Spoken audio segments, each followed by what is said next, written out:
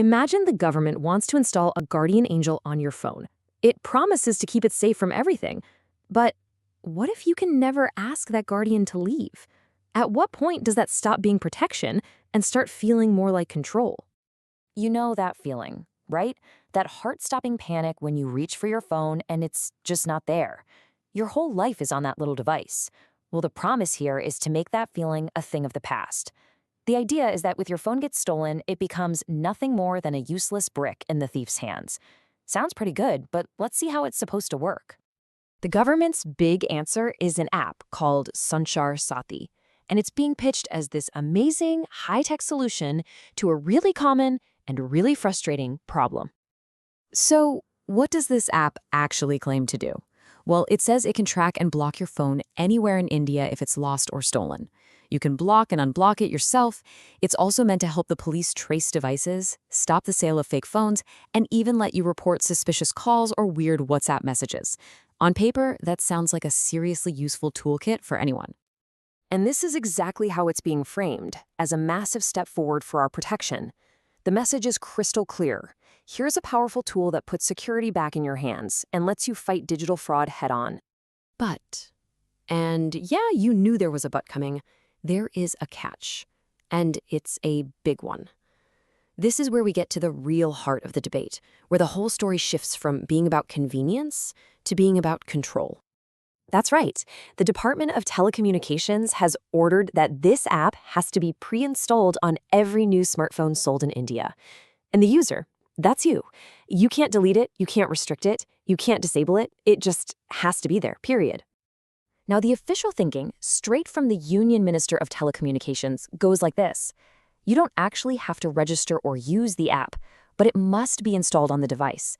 The logic is that the security feature should be available for absolutely everyone, whether they decide to turn it on or not. And just to put this into perspective, this is a really big move. The last time the government made an app mandatory on this kind of scale was the Arogya C2 app during the pandemic. And I'm sure most of you remember, that kicked off a huge debate about privacy all on its own. So the worry isn't just that the app is always on your phone. Privacy advocates are concerned about something called function creep. That's when a tool that's made for one thing, like, say, finding a lost phone, slowly gets new powers and functions over time, often without anyone really noticing. And to understand why they're so worried, you just have to look at the permissions the app demands. I mean, just take a look at this list. It's not just asking for your location. It wants access to read and write your text messages. It wants to use your camera and microphone. It wants to see and change your contacts. It even wants to read and write files on your phone's storage. Basically, it's asking for the keys to pretty much everything on your phone. And right there, that's where all the red flags go up for digital rights groups. They argue that even if the government's intentions are good, giving an app you can't remove this much power creates a massive potential for data misuse. So this has gone way beyond just being a debate about an app. It's become a serious legal question, one that touches on the Indian Constitution and the fundamental right to privacy itself. You see, back in 2017, there was a landmark Supreme Court decision called the Puttaswamy judgment. This was huge because it officially declared that the right to privacy is a fundamental right for every single Indian citizen. This case is now the legal foundation for any challenge against government actions that might cross that line.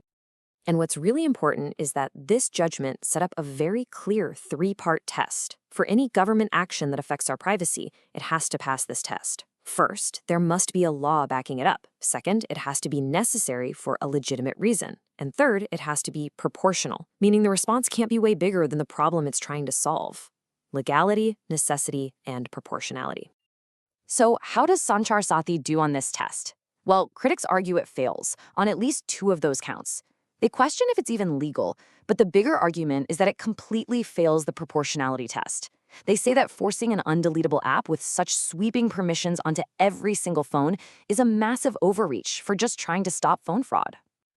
This really brings us right to the central conflict, doesn't it? Is this a necessary tool to protect us, or is it a step way too far into our private lives? Let's break down the two sides of this security coin. On one side, you have the government's position, and they are firm on this. They say this is purely for user protection. It's a tool to help you, not to watch you. It's a shield, not a surveillance camera. But on the other side, you have this really stark warning from Ramanjit Singh Chima. of the global nonprofit Access Now. He argues that by making this app mandatory and permanent, the government is actually creating a new security risk. It blows past all the normal protections your phone's operating system has, and it turns a tool that's supposed to keep you safe into a potential liability for every single person. So when you boil it all down, it comes back to one fundamental question, really. When it comes to your most personal, private information, who do you trust to hold the keys? The Sanchar Saathi app really forces us to make a difficult choice. Of course, we all want to be safe from theft and fraud. But the question is, how much of our own control are we willing to give up to get that safety? This debate is so much bigger than just one app. It gets right to the heart of what privacy even means in our digital age. So the final question really is for you. Where should we draw that line?